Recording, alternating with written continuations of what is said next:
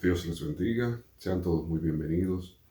En esta ocasión, de parte nuestra del Ministerio Apologético Razón y Fe y de la Congregación La Puerta Estrecha, estamos más que agradecidos de Dios por la oportunidad de traer a ustedes estos estudios temáticos, estos estudios detallados, exhaustivos de las Escrituras, basados exactamente en lo que dice el texto bíblico. En esta ocasión tenemos para ustedes el estudio del libro de los Gálatas. Este estudio se está llevando a cabo de manera semipresencial a través de las redes sociales, una vez, dos veces al mes, pero estamos recopilando este material para que pueda permanecer de bendición para cada uno de ustedes. Así que les invitamos a que disfruten de la porción de hoy de este estudio al libro de los Gálatas. Dios les bendiga y nos vemos en la próxima ocasión. Vamos a retomar donde lo dejamos. Ustedes recuerdan que habíamos acordado que tanto en la semana anterior como en esta íbamos a tener la introducción al tema. Vimos la semana pasada algunos de los datos generales acerca de la carta del apóstol Pablo a los Gálatas. Vimos la explicación del nombre, que pudimos ver que sale, el nombre que tiene el estudio, pudimos ver que sale del mismo libro de los Gálatas, específicamente de Gálatas capítulo 1, versículo 6, y pudimos ver también cuáles eran las preguntas que nosotros queríamos que el apóstol Pablo nos respondiera y que creemos que van a ser respondidas al final de este estudio. Luego vimos algunas cualidades generales de la carta a los Gálatas. Nos dimos cuenta que la carta a los Gálatas expresa unos sentimientos que son particulares de esa carta en el apóstol Pablo como escritor. Vimos también que la carta del apóstol Pablo a los Gálatas es una carta llena de contrastes y terminamos viendo los antecedentes de este problema racial que se está dando aquí en la carta del apóstol Pablo a los Gálatas. Por ahí comenzamos. Ese tema lo introdujimos la semana anterior y ahí es donde queremos retomarlo. Vamos a pasar, voy a dar un poquito rápido para que vayamos, creo que es el slide número 25. Creo que ahí fue que quedamos la semana anterior.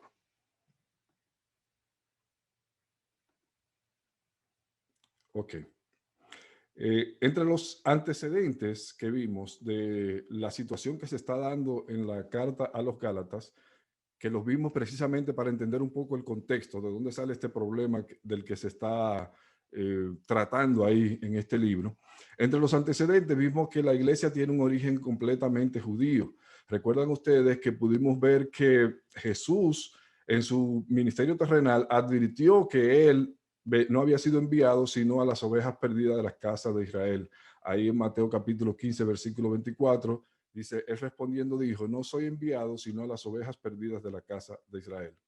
También vimos la semana anterior, en la introducción al tema de los antecedentes, vimos que las primeras tareas evangelísticas que el Señor Jesús le delegó a los cristianos o a los discípulos, también le encargó que lo hicieran exclusivamente dentro del territorio de Israel.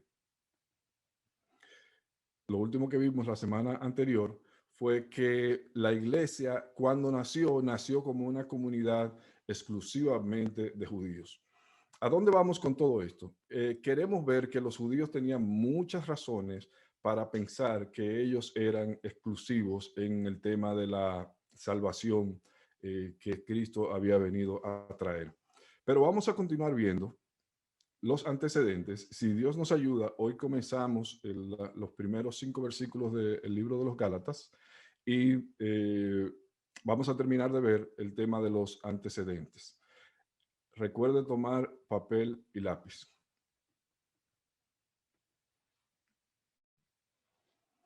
Fíjese, aunque la iglesia era una institución diferente del pueblo judío, diferente del judaísmo o aún del mismo Israel, en sus primeros años o meses, la iglesia primitiva disfrutó de una muy buena relación con la comunidad judía en Jerusalén. Recuerden que el problema de Jesucristo no era con el pueblo, el problema de Jesucristo era con el liderazgo judío. Y esa gracia que Jesús tenía con el pueblo judío parte de esa gracia quedó en la iglesia naciente. De hecho, una de las razones por las que los líderes judíos le tenían temor a esta nueva iglesia era por la gracia que tenían delante del pueblo. Y esta gracia queda demostrada aquí en las palabras que están en Hechos capítulo 2, versículo 44 al 47. Todos los que habían creído estaban juntos y tenían en común todas las cosas, y vendían sus propiedades y sus bienes y los repartían a todos según la necesidad de cada uno. Y perseverando unánimes cada día en el templo y partiendo el pan en las casas, comían juntos con alegría y sencillez de corazón, alabando a Dios y teniendo favor con todo el pueblo. O sea, que la rivalidad entre los judíos y la iglesia naciente no fue inmediata, no pasó desde que la iglesia nació. Eso, como vamos a ver en estos mismos antecedentes, hubo un momento en que hubo esa ruptura, pero durante un tiempo los discípulos disfrutaban del favor de la comunidad judía. De hecho, usted puede encontrar, por ejemplo, ahí en Hechos capítulo 3, que los creyentes iniciales del primer grupo mantenían su costumbre de los rituales judíos tradicionales. Dice en Hechos capítulo 3 que Juan y Pedro iban como cada tarde a la hora de la oración, como lo hacían todos los demás judíos. Ahora, ¿cuándo se rompe la relación entre la nueva secta, por llamarlo de alguna manera, y el judaísmo tradicional? Se rompe con la muerte de Esteban. Específicamente, el ministerio de Esteban trajo a los judíos lo que sería una actitud recurrente, celos porque eran más populares que los líderes judíos. En Hechos capítulo 8, versículo 1 al 2, podemos encontrar el momento de ruptura entre la iglesia y la comunidad judía. Dice, y Saulo consentía en su muerte. ¿En la muerte de quién? En la muerte de Esteban.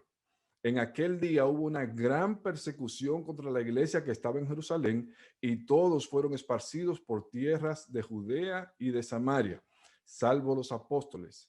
Y hombres piadosos llevaron a enterrar a Esteban e hicieron gran llanto sobre él.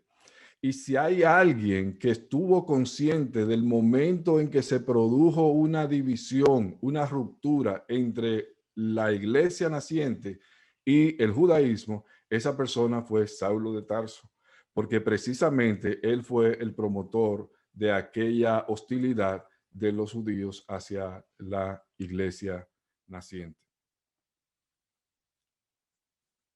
Seguimos con los antecedentes. Nos vamos a dar cuenta de que esos prejuicios que los judíos traían contra los gentiles no se quedaron exclusivamente entre la comunidad de judíos no convertidos, sino que esos prejuicios se transmitieron a la iglesia y crearon tensión en la iglesia naciente. Quiero que me acompañe a Mateo capítulo 5, versículo 46, y podamos ver cómo la tensión inicial por la inclusión de los judíos en la iglesia tiene raíces en la cultura de los judíos que tenían grandes prejuicios contra los gentiles.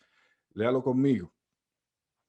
Mateo 5, versículo 46 al 47 dice, porque si amáis a los que os aman, ¿qué recompensa tendréis? ¿No hacen también lo mismo los publicanos? Y si saludáis a vuestros hermanos solamente, ¿qué hacéis de más? ¿No hacen también así los gentiles? ¿Qué es lo que quiero que usted observe aquí? Note que para la cultura judía, gentil y pecador eran casi sinónimos. Mire Mateo capítulo 18, versículos 16 al 17, reafirma lo mismo. Mas si no te oyere, y quiero que sepa que es el Señor Jesucristo que está hablando aquí. Mas si no te oyere, toma aún contigo a uno o dos, para que en boca de dos o tres testigos conste toda palabra. Si no los oyere a ellos, dilo a la iglesia, y si no oyera a la iglesia, como dice, tenle por gentil y publicano. Una vez más, se usa la palabra gentil como un sinónimo de pecador. Y por último, en el mismo libro de los Gálatas, el apóstol Pablo, como parte de su argumentación, dice en el capítulo 2, versículo 15, nosotros judíos de nacimiento y no pecadores de entre los gentiles. ¿A dónde queremos llegar con todo esto? Queremos que usted vaya indagando en las escrituras y se dé cuenta de que lo que sucedió en el libro de Gálatas tiene unas raíces que eran mucho más profundas que un simple problema de un grupo de personas que estaban trayendo una doctrina nueva. Pero vamos a continuar.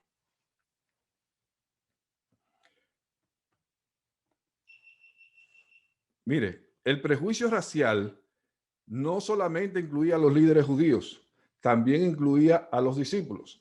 Hay un evento que se narra aquí en el libro de Lucas, capítulo 9, que es bien sintomático de cuál era el prejuicio que tenían los propios discípulos, los que andaban con Jesús, acerca de los gentiles.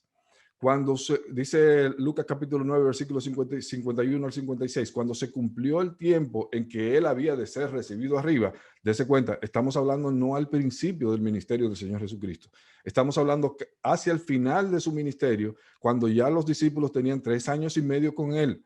Y sin embargo, mire lo que sucedió, dice versículo 52, y envió mensajeros delante de él, los cuales fueron y entraron en una aldea de los samaritanos para hacerle preparativos, mas no les recibieron porque su aspecto era como de ir a Jerusalén. ¿Y cuál fue la reacción de Jacobo y Juan, los dos que querían estar a la derecha y a la izquierda, los dos que se consideraban los principales? Viendo esto, sus discípulos Jacobo y Juan dijeron, Señor, ¿quieres que mandemos que descienda fuego del cielo como hizo Elías y los consuma? Entonces volviéndose él los reprendió diciendo, vosotros no sabéis de qué espíritu sois, porque el Hijo del Hombre no ha venido para perder las almas de los hombres, sino para salvarlas, y se fueron a otra aldea. ¿Se da cuenta lo que quiero decirle? El prejuicio de los judíos contra los gentiles no se quedó allá en la religión judaica, vino con ellos y permeó la nueva iglesia y los próximos casos que le voy a mostrar son todavía una evidencia más contundente de que ese problema racial venía arrastrándose y permeó la iglesia de una manera tal que solamente Dios pudo hacer que ese prejuicio se sobrepasara.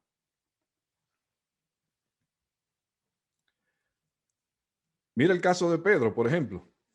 Pedro, encargado por el Señor Jesucristo de liderar el equipo evangelístico, Pedro tuvo que ser persuadido por el mismo Espíritu Santo para ir a ministrar a un gentil. Usted conoce la historia, pero quiero que vea las palabras del mismo Pedro al final de Hechos capítulo 10. Él está narrando después de haber sido llamado a la casa de Cornelio. Usted conoce la historia, si no la conoce, le invito a que la lea ahí en Hechos capítulo 10. Y dice, al otro día entraron en Cesarea y Cornelio los estaba esperando, habiendo convocado a sus parientes y amigos más íntimos. Cuando Pedro entró, salió Cornelio a recibirle y postrándose a sus pies, adoró. Mas Pedro le levantó diciendo, levántate, pues yo mismo también soy hombre. Y hablando con él, entró y halló a muchos que se habían reunido y les dijo, oiga, ¿a quiénes? A los mismos gentiles. Oiga lo que le dijo Pedro. Y no a cualquiera gentile, a un grupo que el Señor Jesucristo lo mandó a través de su Espíritu Santo directamente a ministrarle. Él les dijo, ustedes saben cuán abominable es para un varón judío juntarse o acercarse a un extranjero, pero a mí me ha mostrado Dios que a ningún hombre llame común o inmundo. O sea, que el mismo Pedro tuvo que ser convencido con esa visión que está ahí en Hechos capítulo 10, léala cuando usted tenga oportunidad, de que Dios tenía planes también con esos gentiles a los que ellos consideraban simplemente leña para el infierno. Sigamos viendo. No fue solamente Pedro. El resto de los judíos cristianos que acompañaban a Pedro en la obra que se fue a hacer en casa de Cornelio, tuvieron también la misma actitud y fueron los primeros en ser sorprendidos de que Dios ministrara el Espíritu Santo a estos gentiles. Es asombroso. Todavía Dios le dice a Pedro que vaya. Dios le dice a Pedro que no llame inmundo lo que él limpió. Y cuando Dios derrame el Espíritu Santo sobre los gentiles, se sorprende Pedro y todos los que están a su alrededor. ¿Por qué? Porque había prejuicio entre los judíos hacia los gentiles. Oiga lo que dice el versículo 45 de ahí, de Hechos capítulo 10. Y los fieles de la circuncisión que habían venido con Pedro se quedaron atónitos de que también sobre los gentiles se derramase el don del Espíritu Santo. Si hay algo que los judíos sabían y que Pedro sabía porque había sido parte de su discurso en Hechos capítulo 2, es que esa promesa era parte de la salvación que Dios daría después de la llegada del Mesías, la promesa de que el Espíritu Santo vendría sobre los hombres. Sin embargo, para Pedro y sus acompañantes fue una sorpresa que no solamente se les diera la oportunidad de escuchar el mensaje, sino que se les incluyera en la bendición de recibir el don del Espíritu Santo. Yo quiero que hasta ahora usted me haya seguido y esté consciente de que este problema viene arrastrándose de lejos. Pero vamos a seguir.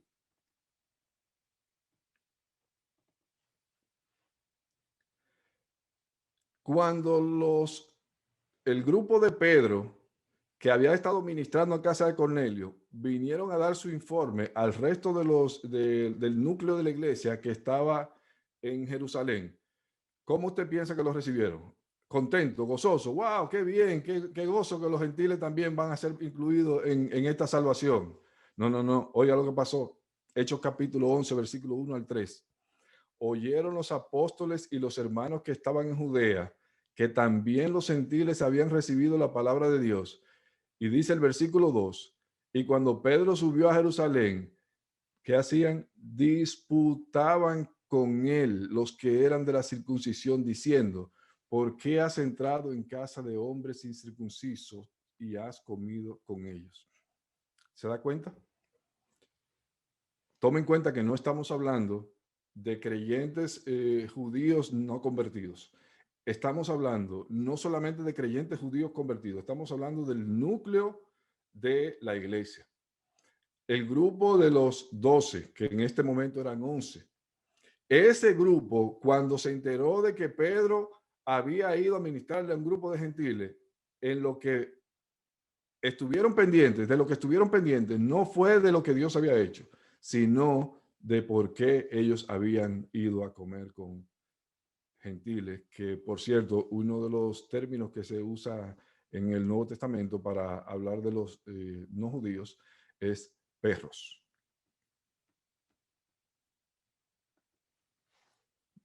Bueno, se está poniendo bueno esto. Usted diría que Pedro aprendió la lección. Usted diría, bueno, con una enseñanza tan contundente, con una manifestación tan contundente como la del el derramamiento del Espíritu Santo en una casa de gentiles, Pedro ya aprendió la lección y de ahí para adelante ese prejuicio se le fue. Bueno, pues él aprendió la lección, sin embargo, había un problema adicional que era la presión social. Y esa presión social hizo que, como vamos a ver en el estudio de Gálatas, en un momento determinado, el mismo Pedro, aunque ya él había aprendido la lección, él cedió ante la tensión de mostrarse como practicante de la ley, alejado de la gracia que Dios le había dado a los gentiles. Y está ahí el relato cuando el apóstol Pablo tuvo que reprenderlo. Dice Gálatas capítulo 2, versículo 11 al 12. Pero cuando Pedro vino a Antioquía, le resistí cara a cara porque era de condenar. Pues antes que viniesen algunos de parte de Jacobo, comía con los gentiles, pero después que vinieron se retraía y se apartaba porque tenía miedo de los de la circuncisión, presión social dentro de la iglesia para no, para no aceptar que los gentiles eran parte integrante de la nueva comunidad. Oiga, ¿dónde llega esto? Ese celo de los judíos por la respuesta tan entusiasta de los gentiles a la predicación se convirtió en una de las razones de que los judíos rechazaran de plano el evangelio que Pedro estaba predicando. Mire la historia que nos cuenta ahí en Hechos capítulo 13, versículo 42 al 46. Está Pedro aquí, Pablo en pleno viaje misionero. Dice, cuando salieron ellos de la sinagoga de los judíos, recuerden que Pedro tenía un modus operandi misionero, y es que él cuando llegaba a una comunidad, primero llegaba a la sinagoga de los judíos y primero predicaba el evangelio entre los judíos. Pero cuando terminó de predicar allí en la sinagoga de los judíos, dice que los gentiles le rogaron que el siguiente día de reposo les hablase de estas cosas. O sea, los gentiles recibieron con mucho entusiasmo la palabra que estaba siendo predicada. Y vamos a aprender por qué cuando comencemos a leer la carta del apóstol Pablo.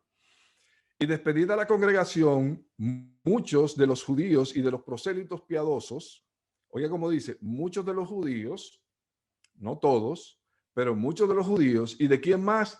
De los prosélitos piadosos. ¿Usted se acuerda quiénes son los prosélitos? Lo dijimos la semana anterior en la primera lección. Los prosélitos son no judíos de nacimiento que han aceptado la ley judía como religión.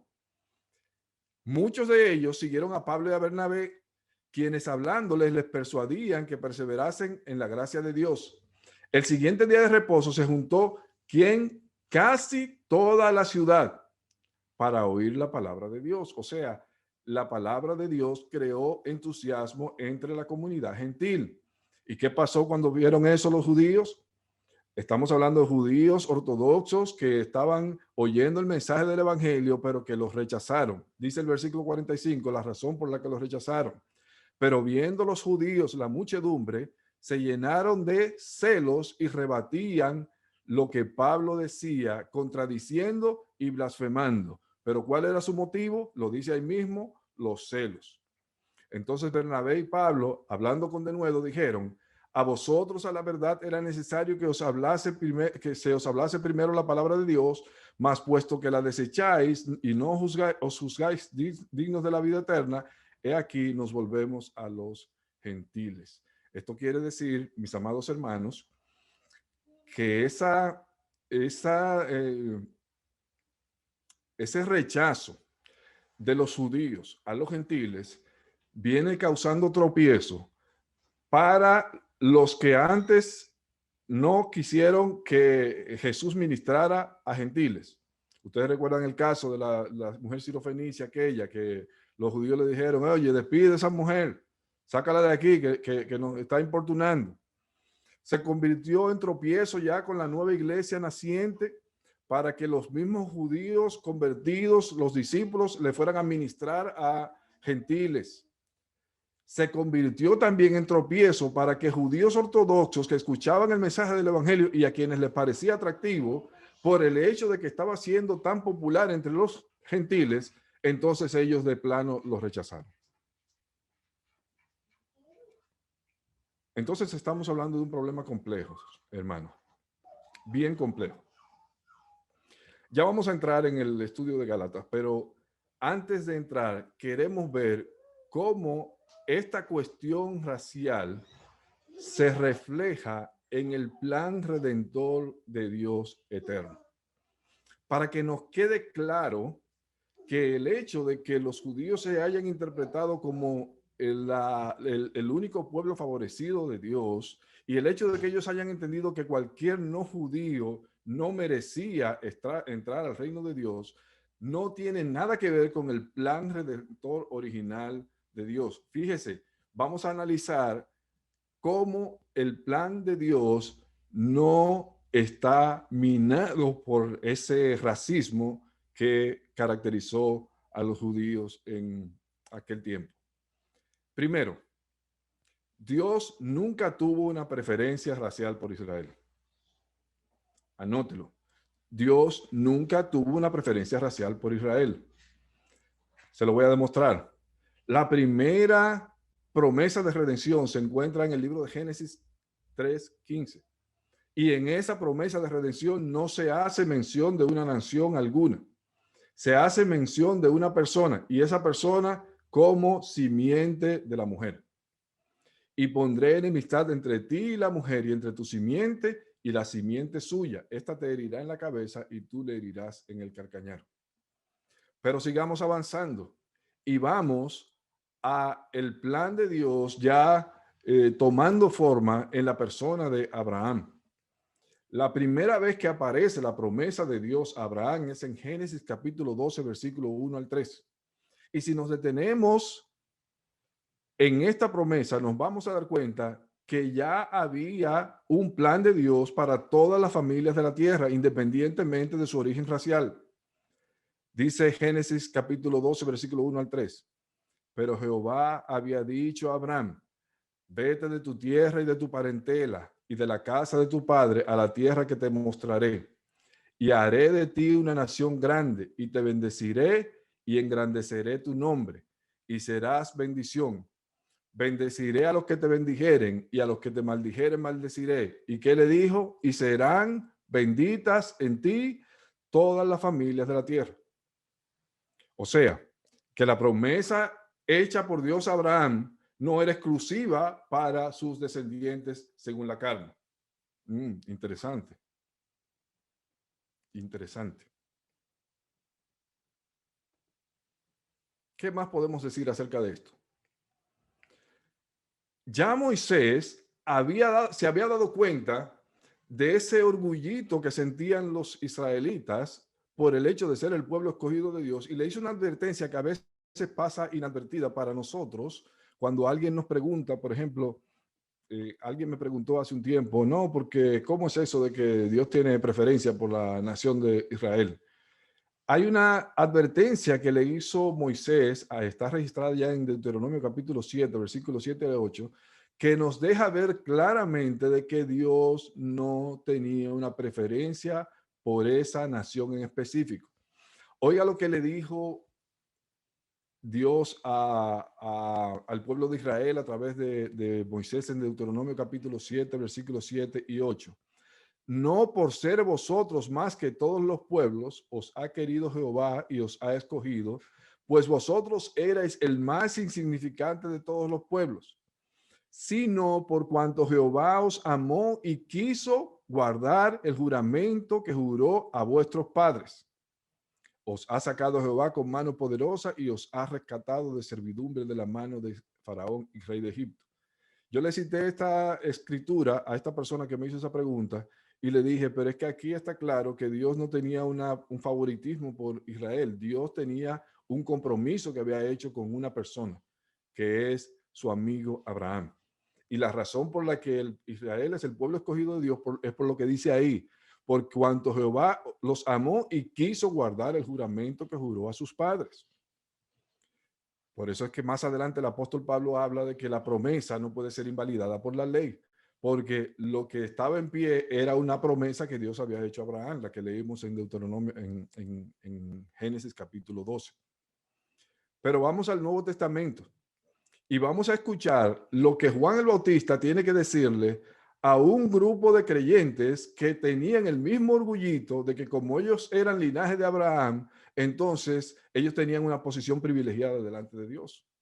Oiga lo que le dice nuestro amigo Juan el Bautista, que no tenía pelos en la lengua. Lucas capítulo 3, versículo 7 al 8.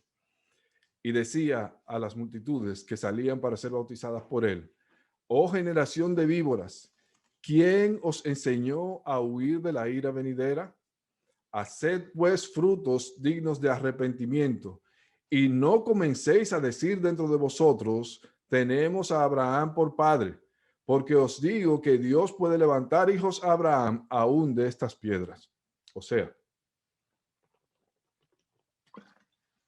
lo que el pueblo de Israel tenía como una cualidad que los hacía especiales delante de Dios, dice Juan el Bautista que no tenía ninguna condición especial porque Dios podía hacer lo mismo aún desde una piedra. Ok. Entonces, Baram, ¿usted quiere decir que el plan redentor, a pesar de lo que creían los judíos, el plan redentor siempre incluyó a extranjeros? Sí, se lo voy a demostrar. En la línea genealógica del Mesías, que está relatada en Mateo capítulo 1, encontramos entre los antecesores del Señor Jesús, encontramos a dos gentiles muy destacadas. Una es Rahab, que la Biblia le llama la ramera, y otra es Ruth la moabita. ¿De dónde rescató el pueblo de Israel a Rahab, la ramera? La rescató del pueblo de Jericó. Y a través de Rahab, Dios la incluyó en la genealogía para que viniera el Mesías. ¿Y de dónde salió Ruth? Salió de Moab. Usted conoce la historia, hay un libro de la Biblia que habla de eso.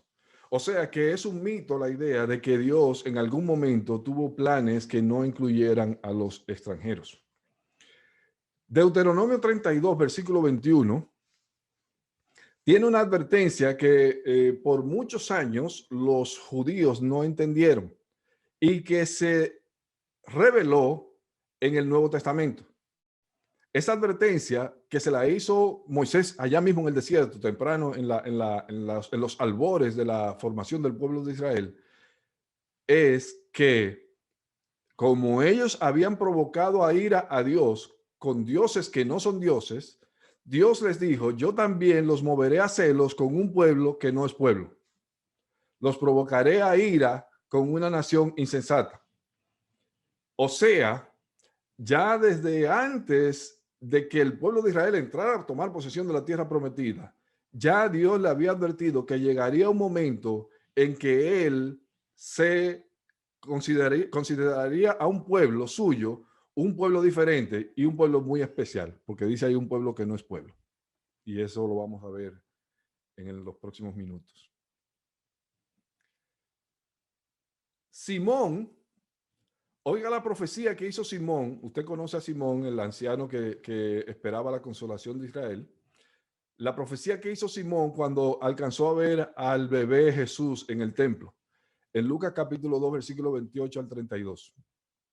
Dice, él le tomó en sus brazos y bendijo a Dios diciendo, ahora Señor, despides a tu siervo en paz conforme a tu palabra, porque han visto mis ojos tu salvación, la cual has preparado en presencia de todos los pueblos. Y por si eso no quedaba claro, dice el versículo 32, luz para revelación a los gentiles y gloria de tu pueblo Israel. Simón pudo ver proféticamente que el nacimiento del Mesías no era un premio o una bendición exclusiva para los judíos, sino que también era luz para revelación a los gentiles. Y finalmente vemos las palabras del mismo Señor Jesucristo en Juan capítulo 10, versículo 16, cuando les dejaba saber también este misterio, pero se lo encubrió en una parábola, le dice a sus discípulos, también tengo otras ovejas que no son de este redil. Aquellas también debo traer y oirán mi voz y habrá un rebaño y un pastor. Gloria a Dios. ¿Y cuál es ese pueblo que no es pueblo? ¿Y cuál es ese rebaño que estaba en otro redil y que habría de ser traído? ¿Y cuál es ese otro pueblo que habría de traer celos sobre la nación judía? Ese otro pueblo es la iglesia. La iglesia es el fin de la cuestión racial en el pueblo de Dios. La iglesia es el misterio reservado por Dios para incluir en un mismo pueblo a gentiles y a judíos. La iglesia es la unión de judíos y gentiles en un solo pueblo. El apóstol Pablo lo dice de esta manera en Efesios capítulo 2, versículos 13 al 16. Pero ahora en Cristo Jesús, vosotros, ¿a quién le está hablando? A los efesios, que eran gentiles. Vosotros que en otro tiempo estabais lejos, habéis sido hechos cercanos por la sangre de Cristo. Anote eso ahí, que nos va a servir mucho cuando comencemos a estudiar la carta a los Gálatas en los próximos minutos. A ustedes que estaban lejos, han sido hechos cercanos mediante ¿qué? La sangre de Cristo. Porque Él es nuestra paz, que de ambos pueblos, ¿de cuáles pueblos? De judíos y gentiles, hizo uno, derribando la pared intermedia de separación, aboliendo en su carne las enemistades, la ley de los mandamientos expresados en ordenanzas, para crear en sí mismo de los dos un solo y nuevo hombre, haciendo la paz, y mediante la cruz reconciliar con Dios a ambos en un solo cuerpo, matando en ella las enemistades. ¿Le queda claro o no le queda muy claro? Que en la iglesia se muere el concepto de gentil y judío. Si no le queda muy claro, oiga lo que dice el apóstol Pablo en Efesios capítulo 3, versículos 5 y 6. Habla de un misterio y dice que este misterio en otras generaciones no se dio a conocer a los hijos de los hombres. No lo sabían los judíos, no lo sabían los gentiles, no lo sabía hombre alguno, pero ahora ha sido revelado a sus santos apóstoles y profetas por el Espíritu. Y ahí hay dos puntos. ¿Cuál es el misterio? Dos puntos. Que los gentiles son coherederos y miembros del mismo cuerpo y copartícipes de la promesa de Cristo Jesús. ¿Por medio de qué? Del Evangelio. Gloria a Dios. Gloria a Dios. Entonces, toda esta tensión racial que se había acumulado durante siglos en el pueblo judío, entre los judíos y los gentiles, y que vimos cómo permeó incluso los días iniciales de la iglesia, toda esta tensión racial tiene una ruptura y tiene un fin y tiene un término, y ese término es la iglesia. Gloria a Dios. Lo vamos a ver más en detalle cuando estudiemos el libro de Romanos. Entonces, eso se convirtió en un problema adicional. ¿Cuál fue el problema adicional? Que un grupo de judíos convertidos se convencieron de que había espacio para los gentiles, pero al mismo tiempo pensaron, pero ellos necesitan lo mismo que tenemos nosotros. Ellos necesitan, para poder ser salvos, cumplir la ley y tener un pacto como lo tenemos nosotros. Así que ellos tuvieron una idea genial. La idea genial es que ellos iban a salir en la misma ruta misionera que salió el apóstol Pablo. Ellos iban a salir a enseñarle a los nuevos creyentes judíos, gentiles, que a ellos les faltaba algo, que los judíos ya lo tenían. Y ahí aparece entonces el problema de los judaizantes. ¿Cuándo aparece el problema de los judaizantes? Por primera vez en las Escrituras. Por primera vez vemos este problema que aparece luego del primer viaje misionero de Pablo en Hechos capítulo 14, versículo 25 hasta el 15:1. Dice, y habiendo predicado la palabra en Perge, descendieron a Atalia, de allí navegaron a Antioquía, desde donde habían sido encomendados a la gracia de Dios para la obra que habían cumplido. Y habiendo llegado y reunido a la iglesia, refirieron cuán grandes cosas había hecho Dios con ellos y cómo había abierto la puerta de la fe a quienes, a los gentiles. Y se quedaron allí mucho tiempo con los discípulos. Entonces, algunos que venían de Judea enseñaban a los hermanos, si no circuncidáis conforme al rito de Moisés, no podéis ser salvos. O sea, que tan pronto se convencieron los judíos de que Dios le había abierto la puerta a los gentiles, entonces comenzó la segunda parte del problema de su complejo racial, y es que ellos pensaban, bueno, pero ahora estos tienen que hacer lo mismo que nosotros. O sea, esto no puede ser así tú sabes que se me va a salir un dominicanismo ahora mismo. Yo me imagino que el grupo de judíos dijeron, y es fácil. O sea, que este grupo viene aquí y ya, que por la fe. Y es fácil. No, aquí falta algo. Tienen que venir y hacer algo igual que nosotros para que cojan su lucha. ¿Y cómo reaccionó la iglesia a esta nueva amenaza? No sé si estamos en tiempo todavía. Gerard, hazme una seña. ¿Cuántos minutos me quedan? 5 minutos. 10 minutos. Ok, perfecto. ¿Cómo reacciona la iglesia a esto? Vamos a ver primeramente cuál era la enseñanza que traían estos nuevos judaizantes, o este grupo judaizante. Su doctrina es que aparte de Jesús, necesitaban las obras de la ley para ser salvos. Mírenlo ahí, en Hechos capítulo 15, versículo 1, la última parte dice, si ustedes no se circuncidan, simplemente que no podrán ser salvos. O sea, ustedes tienen a Cristo, pero le falta algo. Recuerdan que les dije hace un rato, hermanos, cuando comenzamos, en mi comentario acerca de la pregunta o el comentario que hizo alguien en la lección pasada, recuerdan que les dije que el problema es esta sensación que están teniendo muchos hermanos dentro de nuestras iglesias de que les falta algo.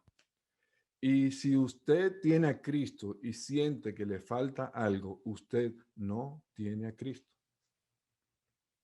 Ay, santo. Bien, no vamos a salirnos, sino que vamos a continuar para ver si podemos entrar al saludo, por lo menos, en el día de hoy.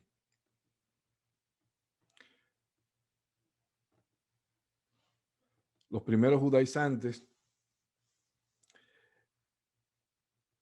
fueron firmemente confrontados por el apóstol Pablo. El versículo 2 de Hechos capítulo 15 dice, como Pablo y Bernabé tuviesen una discusión y contienda, ¿cómo dice ahí que fue la discusión y contienda? No pequeña. O sea, que esa vehemencia que ustedes ven que Pablo está usando en la carta del apóstol Pablo a los Gálatas, ustedes recuerdan que vimos las palabras duras que usa y la manera tan vehemente como él confronta a los judaizantes, se debe a que desde el principio él se dio cuenta de que cualquier doctrina que pretenda agregar cualquier cosa a la fe para ser salvos en la gracia del Señor, cualquier cosa que se agregue es una doctrina peligrosa. Mire cómo dice ahí, una contienda no pequeña. Y fue tan grande la contienda que se dispuso que subiesen Pablo y Bernabé a Jerusalén y algunos otros de ellos a los apóstoles y a los ancianos para tratar esta cuestión. O sea, recuerden de dónde venía este grupo, venía de Jerusalén. De manera que ellos venían con cierta autoridad, con la autoridad de ser, venir de la iglesia madre, como decimos nosotros, y con la autoridad de ser judíos. Pero el apóstol Pablo no se dejó impresionar por eso. Él los confrontó y el alboroto que se armó fue tan grande que dijeron, no, pues vamos para allá y vamos a ver qué dicen los otros. Vamos a ver si esto es una cuestión que la están diciendo ustedes solamente o esto es una cuestión que tiene apoyo de parte de la iglesia en Jerusalén. ¿Y qué pasó entonces? Ay, chichi. Vamos a ver. Fue necesario convocar a una asamblea que que ha sido denominada por los exégetas el primer concilio de la iglesia. Es curioso. Dos problemas aparecen en el libro de los Hechos que estuvieron a punto de dividir la iglesia. Y los dos tienen que ver con cuestiones raciales.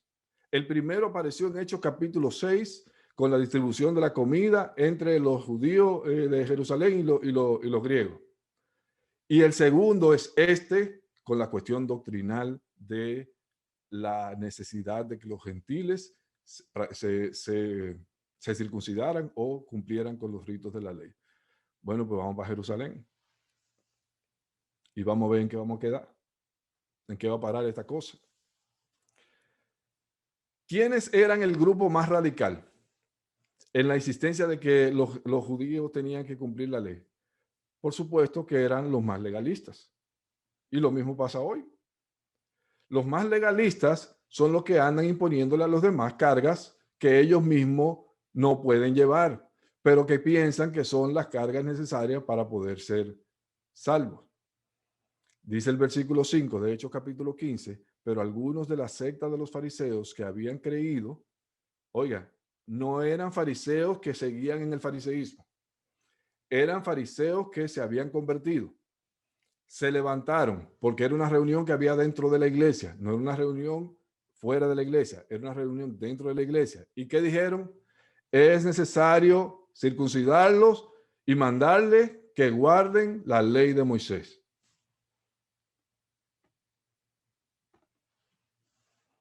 ¿Qué le parece la carguita que querían imponerle a los judíos, a los gentiles?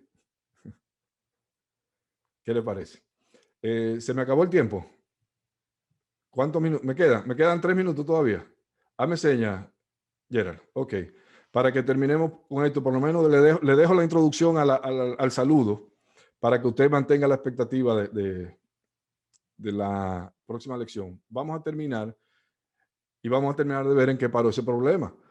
¿Qué hizo la iglesia? ¿Aceptó la iglesia esa presión de que los judíos, los gentiles tenían que guardar la ley de Moisés? ¿O la iglesia decidió algo diferente? Vamos a ver el resultado. El testimonio de Pedro sobre su experiencia en casa de Cornelio fue crucial para poder resolver esta controversia. Oiga, como dice ahí el apóstol Pedro, y se reunieron los apóstoles y los ancianos para conocer de este asunto. ¿Cuál asunto? El asunto de si los judíos y si los gentiles tenían que guardar la ley, sí o no. Y después de mucha discusión, oiga, esto no estamos hablando de que fue un asunto que ellos dijeron, ah, sí, no, ¿quiénes son? Fulano, Bernabé, Pablo y unos tigres ahí. No, tiene razón un grupo. No, no. Después de mucha discusión, Pedro se levantó y les dijo, varones hermanos, vosotros sabéis, como ya hace algún tiempo, que Dios escogió que los gentiles oyesen por mi boca la palabra del evangelio y creyesen. Y Dios, que conoce los corazones, les dio testimonio dándoles el Espíritu Santo igual que a nosotros. Y ninguna diferencia hizo. ¿Usted está oyendo? En la casa de Cornelio, donde había un grupo de personas que por primera vez en su vida escuchaban acerca de estas cosas, no eran descendientes de Abraham, no se habían circuncidado, no eran prosélitos. Dice el versículo 9 que ninguna diferencia hizo Dios entre ellos y los judíos, purificando por la fe sus corazones. Versículo 10. Ahora pues, ¿por qué tentáis a Dios? Oiga bien esto. ¿Por qué tentáis a Dios poniendo sobre la cerviz de los discípulos un yugo que ni nosotros ni nuestros padres hemos podido llevar? Antes creemos que por la gracia del Señor Jesús seremos salvos lo mismo que ellos. Gloria a Dios. ¿Cuál fue la solución acordada entonces? Y aquí vamos a terminar. La solución acordada fue no imponer cargas adicionales a los gentiles. Entonces pareció bien a los apóstoles y a los ancianos. ¿Con quién? Con toda la iglesia. Es decir, por unanimidad, elegir de entre ellos varones, enviarlos a Antioquía con Pablo y Bernabé. Es decir, mandar por la misma ruta que fueron los que fueron sin permiso, a Judas, que tenía por sobrenombre Barsabás, y a Silas, varones principales entre los hermanos en Jerusalén, mandaron príncipes y escribir por conducto de ellos. 2 puntos. Esta era la carta que le mandaron. Los apóstoles y los ancianos y los hermanos, a los hermanos de entre quienes, de entre los gentiles. Ay, santo, ahí estamos usted y yo, varón. Ahí estamos usted y yo. Que están en Antioquía, en Siria, en Cilicia, salud. Este es el problema. Hemos oído que algunos que han salido de nosotros, a quienes no le dimos orden, los han inquietado con palabras, los han perturbado sus almas, mandándole a circuncidarse y guardar la ley, como están perturbando a mucha gente hoy, mandándolo a guardar la ley. Así que nos ha parecido bien, habiendo llegado a un acuerdo, elegir varones y enviarlos a vosotros con nuestros amados Bernabé y Pablo, hombres que han expuesto su vida por el nombre del Señor Jesucristo. Así que enviamos a Judas y a Silas, los cuales también de palabra les van a dejar saber lo que dice esta carta, para que ustedes sepan que no fue que Bernabé y Pedro y Pablo se lo inventaron. Lo mismo que le estamos diciendo. Porque ha parecido bien ¿a quién? Al Espíritu Santo y a nosotros. Póngale atención a esto. No imponeros ninguna carga más que estas cosas necesarias.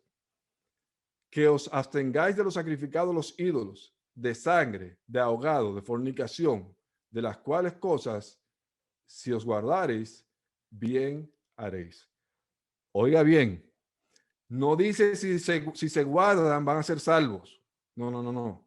Si se guardan de estas cosas van a estar practicando lo bueno, pero su salvación es exclusivamente por la gracia de Dios mediante la fe en el Señor Jesucristo. Y a su nombre, gloria. Le voy a dejar solamente para que se entusiasmen. Le voy a dejar el bosquejo con el que vamos a estudiar el libro de los Gálatas a partir ya de la próxima lección. Vamos a ver una introducción en Gálatas capítulo 1, versículo 1 al 10. Vamos a ver una sección personal donde el apóstol Pablo habla acerca de él y de sus credenciales para predicar el verdadero evangelio. En Gálatas capítulo 1, del versículo 11 hasta el 2:14. Luego vamos a ver la sección doctrinal donde Pablo explica las doctrinas asociadas con estos hechos que él predica, en Gálatas capítulo 2, versículo 15 hasta el 4:31. Y luego vamos a ver una sección práctica donde Pablo nos va a enseñar cómo nosotros, aunque no estamos bajo la ley, podemos vivir conforme a la voluntad de Dios, en Gálatas capítulo 5, versículo 1 hasta el 6:10, y una conclusión autografiada. Hasta aquí mi parte en este día, y hasta aquí el Señor me ha ayudado. Dios le bendiga y gracias por su tiempo. Dios bendiga. Gracias por su tiempo y sintonía. Para obtener más recursos como este, suscríbase a nuestro canal y síganos en las redes sociales. Le esperamos en nuestra próxima sección de estudios bíblicos. Dios le bendiga.